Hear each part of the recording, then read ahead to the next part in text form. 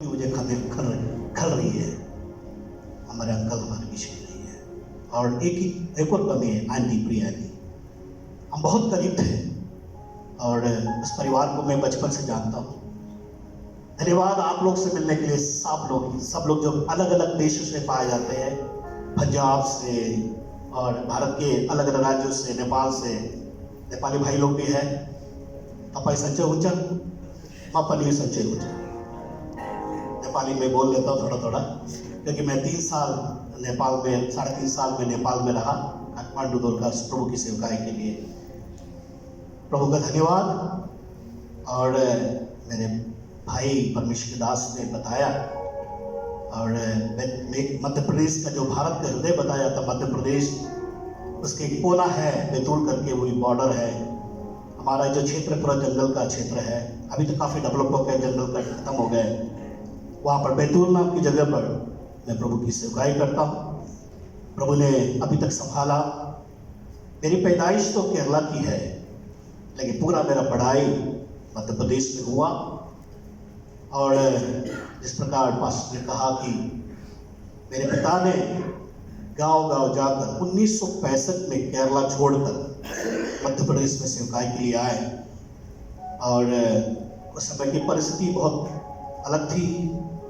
आवागमन का साधन नहीं था, बहुत कम था। और एक समय था सारणी, जो आप कई लोग जानते नहीं होंगे, लेकिन भाई लोग जानते हैं। उस जगह पहुंचने में बस में 3 घंटा लगता था।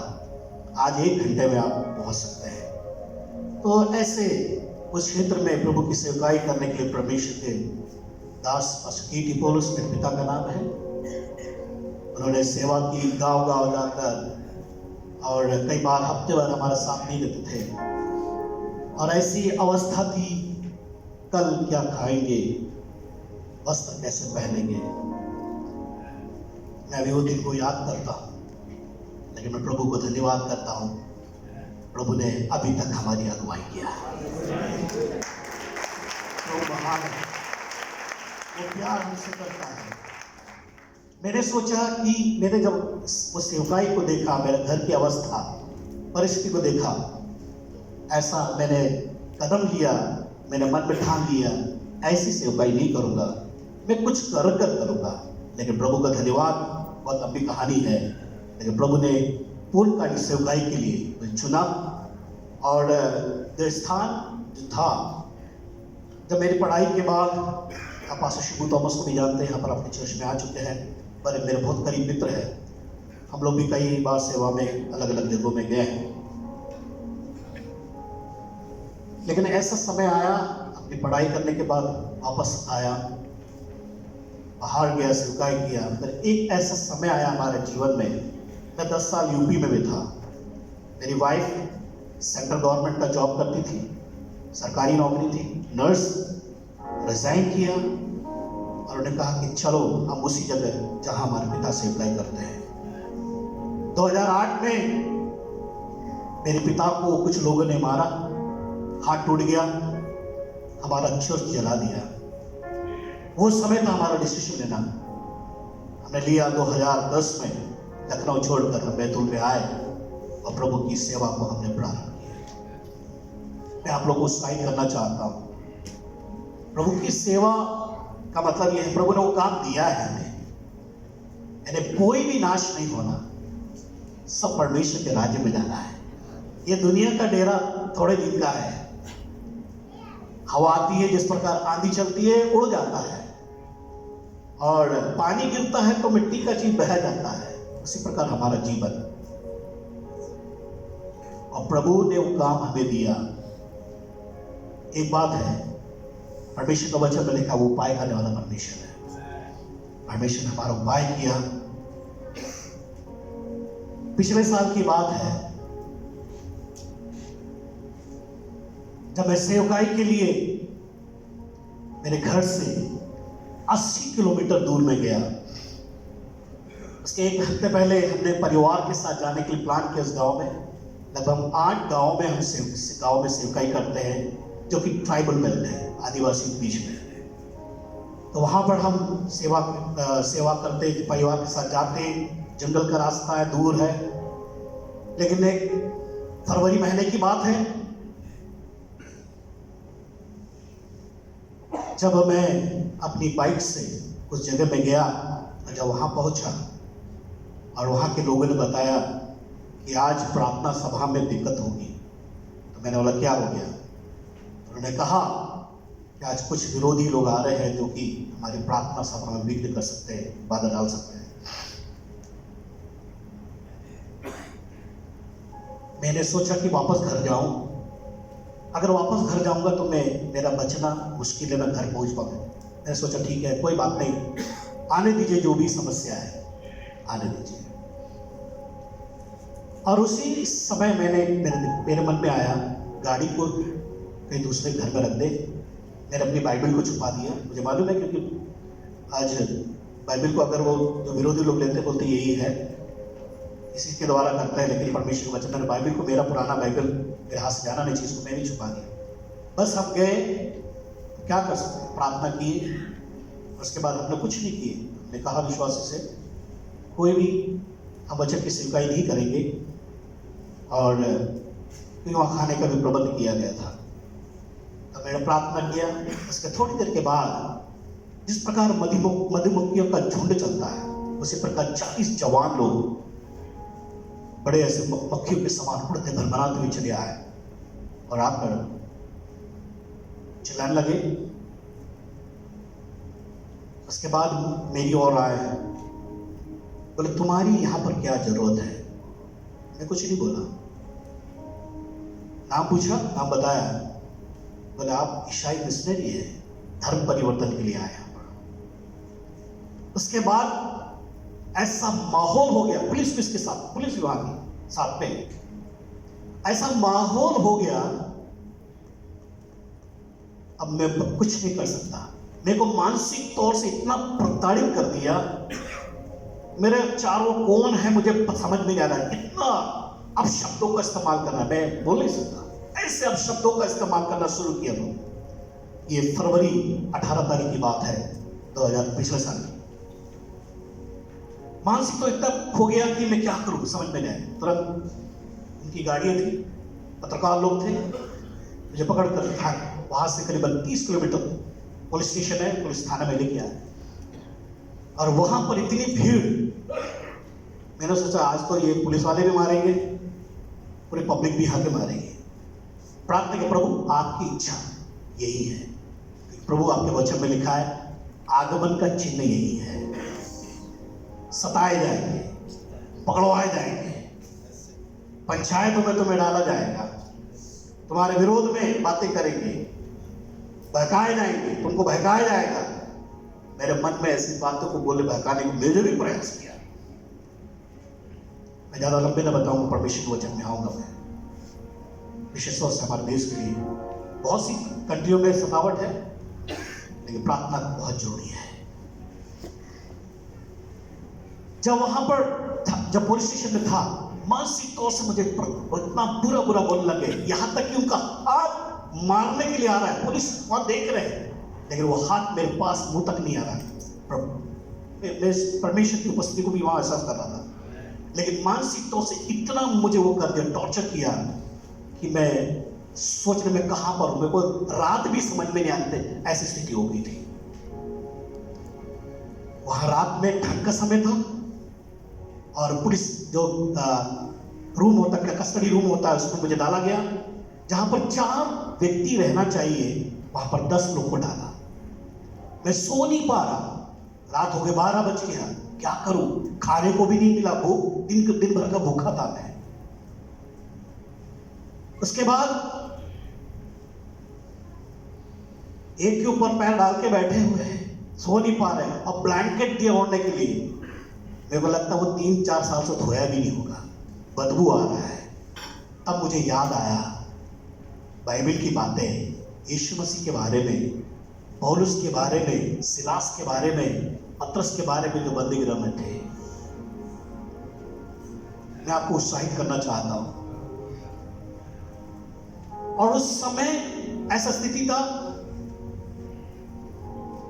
कि उसी स्थान में आपको सारा काम करना है, टॉयलेट वही करना है, स्मेल आ रहा है, कई दिनों से धोया नहीं है, बदबू, क्या करें। और जो मेरे साथ में एक ब्रदर थे, थोड़ा सा उम्र में, वो शुगर का बीमारी था।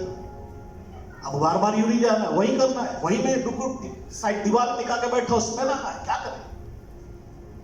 तब याद किया पौलुस सिलास को, उनके पैरों को जब बांधा था उस जेल के अंदर, उनको लिखा है काठी में ठोक दिया उनके पैर को, उनके हाथों को बांध दिया।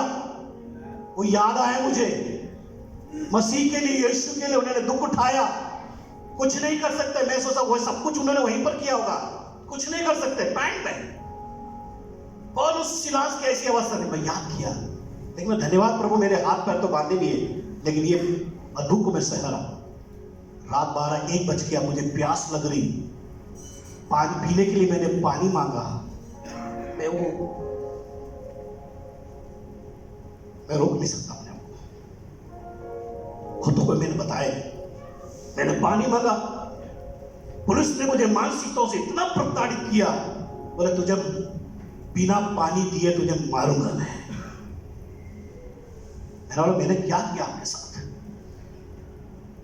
बोला ऐसा, बोला तू यहां पर लोगों के धर्म को परिवर्तन करता है। बहुत बुरा बोला। मेरा एक गिलास में थोड़ा सा पानी दो, मेरे ओठ सूख रहे, मुझे प्यास बुझाना है मुझे। उन्होंने क्या किया मालूम? एक बोतल कोक का बोतल लेके आए, उसमें यूरिन था। मेरा लग इसको नहीं पीऊंगा मैं। जबरदस्ती एक व्यक्ति ने मेरे दोनों हाथ बांध दिए, पकड़ लिए, हाथों को बांध पीछे मोड़ दिए और जबरदस्ती मेरे मुंह में लेकर पी, पूरा पिलाया। क्या करे, मुझे प्यास भी लग रही, मुझे पीना पड़ा। ऐसी अवस्था में परमेश्वर ने मेरी सहायता किया। उसके बाद मैं 20 घंटा पुलिस स्टेशन में था, हथकड़ी बांधकर, जिस प्रकार कोई लुटेरों को लूटमार करते हैं, डकैत करते हैं, जो हत्या करते हैं, जिस प्रकार हथकड़ी बांधकर ले आ जाता है, उनको शहरों में घुमाया जाता है, उसी प्रकार जिस शहर में पला बड़ा, जिस अस्पताल में मेरे अपने प्रिय लोग से मिलने जाता था, पूरा मुझे दिन भर घुमाया। लेकिन उस समय याद किया परमेश्वर को, प्रभु यीशु मसीह को कितना प्रदान किया था। 3 दिन जेल में रहा। मैं परमेश्वर की योजना को समझा, लेकिन बाद में से क्यों, लेकिन प्रभु की योजना थी। जिस बिल्डिंग में मैं था, लगभग मैं इसको शॉर्ट में करके बता रहा हूं, मेरे साथ 15 जवान लोग थे। 15 जवान लोग थे। और वहां पर जब जेल में जो चला जाता है ना, उनको तो बिल्कुल मारते पीटते, जबरदस्ती काम कराते हैं, बहुत बुरी तरह से प्रताड़ित करते हैं। मैं सोचा मेरे साथ भी अभी होगा, मेरा बहुत मुश्किल है। एक ही कपड़ा, गरम कपड़ा मेरे पास नहीं, क्योंकि सब मेरा छूट गया जहां पर मैं मीटिंग के लिए गया था। 3 दिन वहां पर रहा। जवानों के साथ मैंने काउंसलिंग किया, उनको सलाह दिया। जवान लोग पहला दिन, दूसरा दिन रो रो कर मेरे पास आए, बोले हमको ऐसे समझाने वाला व्यक्ति कहीं नहीं मिला। और मैं बताना चाहता हूं, खुशी की बात यह है, उसमें से एक जवान रेगुलर चर्च जा रहा है।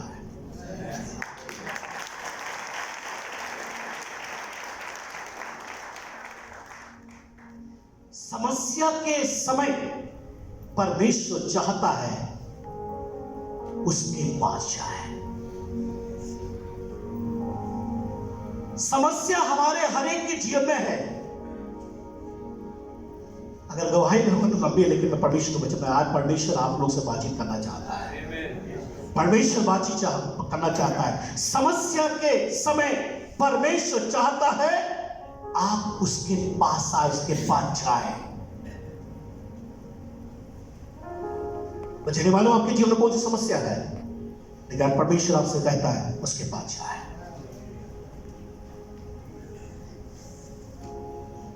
यूसुफ के जीवन में, पुराने नियम में मैं आऊंगा, यूसुफ के जीवन में समस्या आई।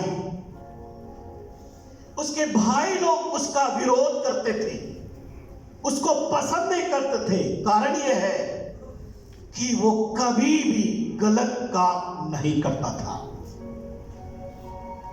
उसको बुराई पसंद नहीं थी। जीवन के अंदर बुराई से वो दूर रहता था, क्योंकि ये यूसुफ और उसके भाई लोग, मैं बताना चाहता हूं, वो परिवार चरवाए थे, वहां पर जंगलों में जाकर अपने भेड़ बकरियों को चराने वाले थे।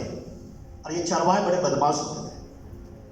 क्यों? लड़ाई करते थे, किसी को पीटना इनका काम था। और ये जब इन भाई यूसुफ के भाइयों को उस यूसुफ ने देखा और उस बात को पसंद नहीं करता था, लेकिन भाई लोग उसको पसंद नहीं करते थे। लेकिन एक बात यह है, वो यूसुफ अपने पिता की आज्ञा का पालन करता था, अपने पिता की आज्ञा का पालन करता था, जिसके कारण उसके लोग, उसके मित्र, उसके कह सकते भाई लोग विरोध करने पर भी उनसे नफरत नहीं किया, बल्कि उनके पास वो गया। उसके पिता ने कहा कि बेटा जा अपने भाइयों का हालचाल लेके क्या कर रहे हैं। लेकिन उसने इस बात को नहीं सोचा कि मेरे भाई लोग मेरी बुराई करते हैं, मेरे भाई लोग मुझे प्रताड़ित करते हैं, मेरे भाई लोग मुझे पसंद नहीं करते हैं।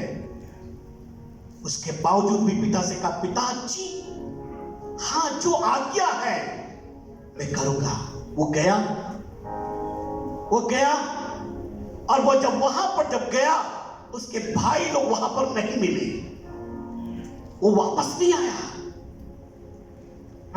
आया। वहां पर एक व्यक्ति इसको बताता है और वो पूछता है वहां पर, भाई यहां पर किसी को देखा? बोले हाँ कुछ लोग को देखा है, वो यहां पर नहीं है, वो दूसरे शहर में गए हुए या दूसरे गांव में गए हुए हैं। वो रुका नहीं, वो सोचा नहीं, उसने सोचा नहीं कि अब मेरे भाई क्या करेंगे। लेकिन पिता ने आज्ञा दी थी कि अपने भाइयों का हाल चाल लेकर आना, मुझे बताना। वो पीछे नहीं हटा, वो अपने भाइयों को ढूंढते हुए गया।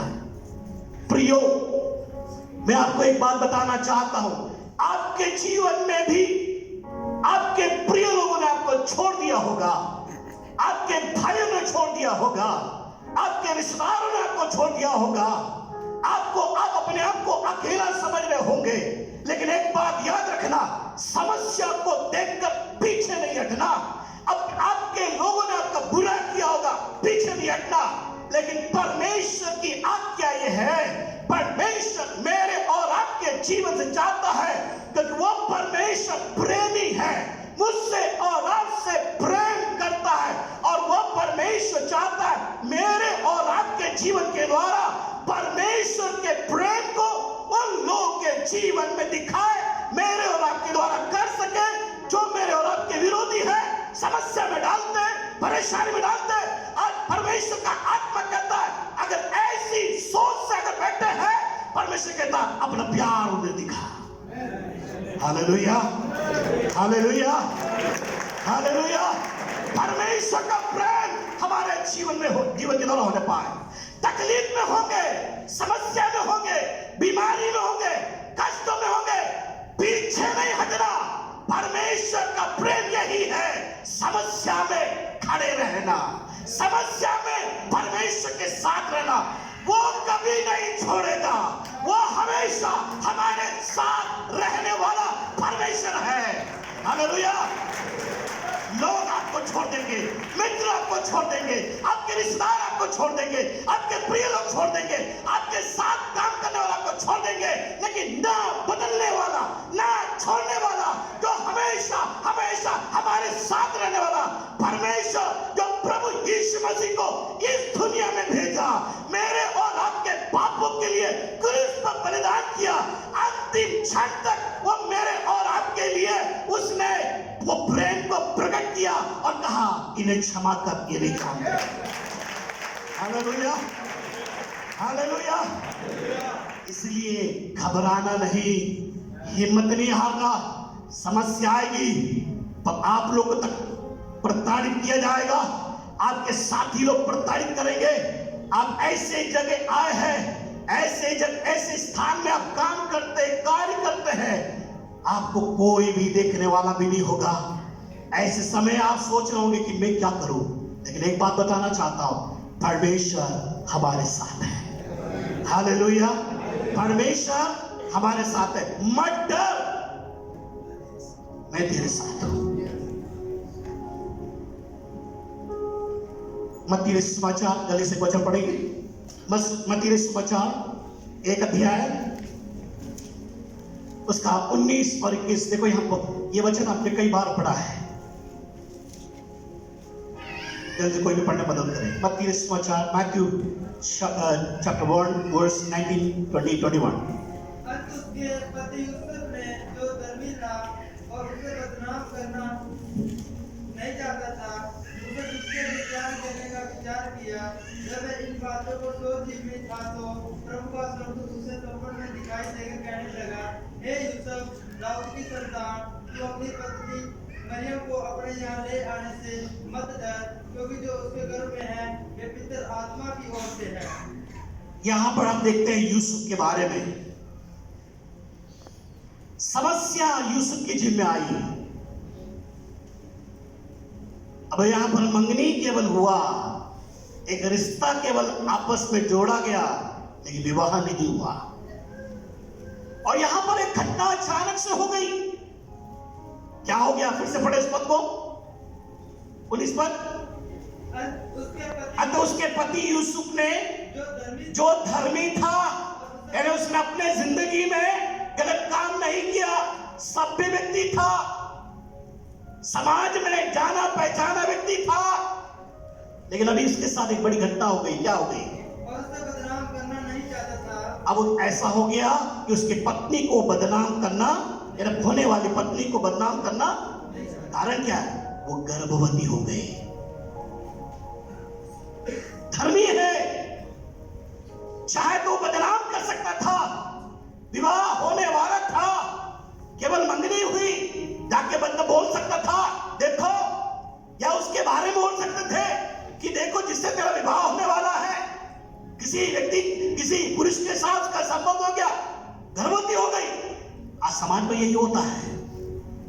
आज लोग आपको बदनाम करने के लिए तैयार हो जाएंगे, लेकिन आप विश्वास योग्यता के साथ यीशु मसीह के कदमों में बने रहेंगे, यीशु मसीह को अपना जीवन के जीवन साथी बनाकर चलेंगे, लोग आपकी बुराई करेंगे, ये तो ऐसा था, तो बड़ा धर्मी हो गया, बोलने दे। और यहां पर यही सोच के साथ यूसुफ क्या सोच रहा है? बदनाम करना नहीं चाहता, वो बदनाम करना भी नहीं चाहता था, चाहे तो बदनाम कर सकता था, लेकिन आज क्या लिखा है?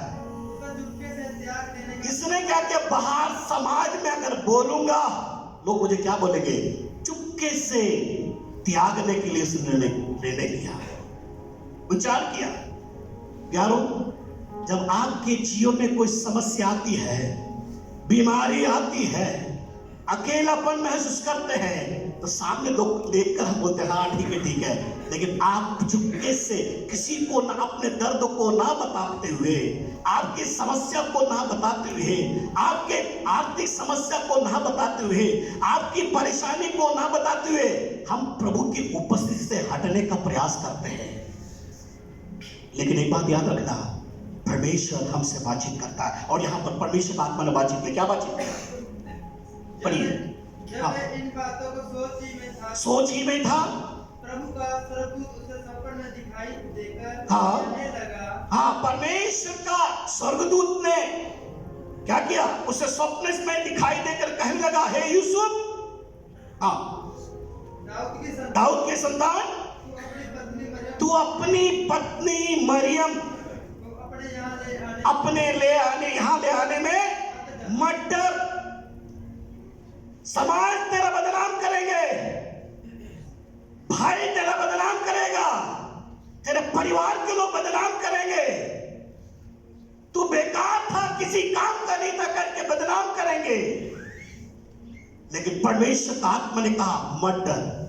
प्रिय भाई बहन लोगों, मैं आप लोगों को बताना चाहता हूं, आप डर के चल रहे होंगे, कैसे चलेंगे, कैसे आगे बढ़ेंगे?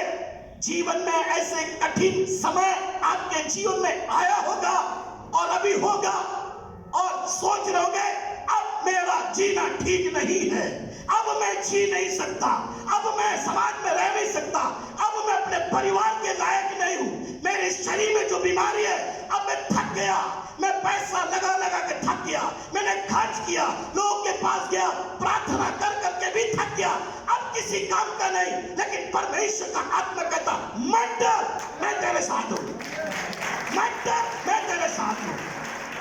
परमेश्वर का आत्मा कहता है जीवन की समस्या, अगर आप प्रभु पर विश्वास करते हैं, यीशु मसीह पर विश्वास करते हैं, इसी वक्त आपके जीवन से समस्या दूर होगी। इसी वक्त आपकी बीमारी यीशु के नाम से इसी वक्त दूर होगी, आपकी निराशा यीशु के नाम से इसी वक्त दूर होगी। मैं आज्ञा देता हूं, मैं आज्ञा देता हूं, आपकी निराशा मत डर, मैं तेरे साथ हूं।